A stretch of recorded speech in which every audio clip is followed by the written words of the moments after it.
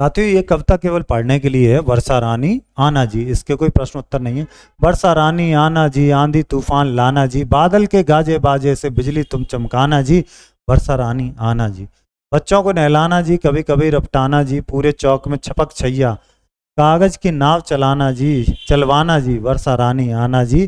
गर्मी से निजात दिलवाना जी, ठंड भी चाहे लगवाना जी, भीग भीग कर जब हम निपटें चाय पकौड़े बनवाना जी, वर्षा रानी आना जी। खेतों में धान उगाना जी, गन्ना खूब बढ़ाना जी, खूब फसल लहलाए हमारी सुख समृद्धि लाना जी, वर्षा रानी आना जी। कच्चे घर मत टपकाना जी, बूढ़ों के छाते बचाना जी, अब की वर्षा ऐसे बरसों किसी को हानि ना पहुंचाना जी, वर्षा रानी आना जी। किसने लिखी है? मनोज भारद्वाज महर्षि ने। आते हैं अध्याय 11, हमारी ऋतुएं। जो अलग अलग मौसम होते हैं उनको हम लोग बोलते हैं ऋतुएं। संसार में अनेक देश हैं जहां साल भर यानी कि वर्ष भर भयंकर गर्मी पड़ती। कुछ देश तो ऐसे हैं जहां वर्ष भर बर्फ पड़ती।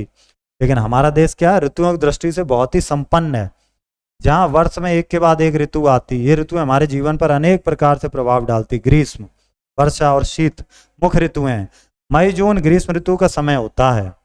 मई जून की धूप से तपती पृथ्वी, गर्म हवाएं लोगों को व्याकुल कर देती हैं। इस ऋतु में गर्मी अधिक बढ़ जाती है, गर्म हवाएं यानी कि लू चलने लगती है। इसलिए बच्चों, आपको घर के बाहर नहीं निकलने दिया जाता। अधिक गर्मी पड़ने के कारण ही स्कूलों में लंबी छुट्टियां हो जाती। इस ऋतु में तालाबों, नदियों, कुओं आदि का पानी सूख जाता है। पशु पक्षी बेहाल हो जाते, पसीने पसीने हो जाते। गर्मी होना जरूरी भी है, क्योंकि गर्मी नहीं होगी तो वर्षा कैसे होगी। दूसरी महत्वपूर्ण ऋतु है जिसका नाम है वर्षा। इस समय मुख्य रूप से जुलाई अगस्त होता है। जमकर बारिश होती है। बरसात के मौसम में सभी को भीगना अच्छा लगता है। बच्चे छोटी छोटी नाव बनाकर पानी में तैराते हैं। बारिश के होने से पेड़ पौधे हरे भरे हो जाते हैं, खिले खिले से लगने लगते हैं। वर्षा के जल पर ही हमारी खेती निर्भर करती है। पुराने समय में वर्षा ऋतु में रास्ते बंद हो जाते थे, लेकिन आज यातायात के साधनों के विकास से बहुत अधिक सुविधा हो गई है। दिसंबर जनवरी के महीनों में शीत ऋतु का प्रभाव विशेष रूप से दिखाई देता।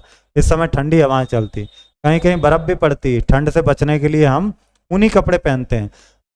बच्चे और बूढ़े व्यक्तियों के लिए ज्यादा प्रभावकारी माना जाता है इसे। शीत ऋतु में पशु पक्षियों, गरीब लोगों को अत्यधिक कष्ट सहन पड़ता। बहुत बर्फ पड़ती, ठंड होती, चारों तरफ हर चीज ठंडी हो जाती।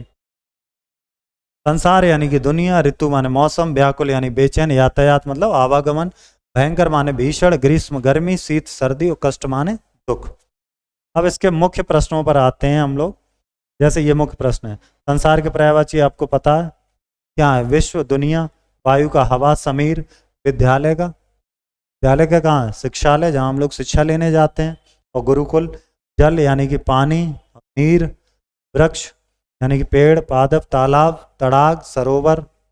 अब ये शब्द आपको खुद से लिखने हैं। मैं यहाँ लिख देता हूँ एक शब्द आपके लिए, जैसे कि स्तर, ठीक है, जैसे कि स्पष्ट। आगे आप सोच के लिखेंगे। द्वित व्यंजन वाले, ये भी मैं लिख रहा हूँ एक, बच्चा, ठीक है, खन्ना और हट, ठीक है। इस तरह से आप लिखेंगे आगे के शब्द। छोटा ऊ बड़ा ऊ वाले आप लिख लेंगे, जैसे कुछ है, ऊन है, भालू है, बड़े ऊ की मात्रा, जैसे सुबह है ना, सुख है, इसमें ये रहती है। ऊ की मात्रा रा के नीचे न लगकर बीच में लगती है। ऐसे कुछ शब्दों को लिखो। चलो ये हम लोग करेंगे। जैसे लिखा रुपया, बीच में लग गई। जैसे लिखा रूप, ठीक है, जैसे लिखा स्वरूप, जैसे लिखा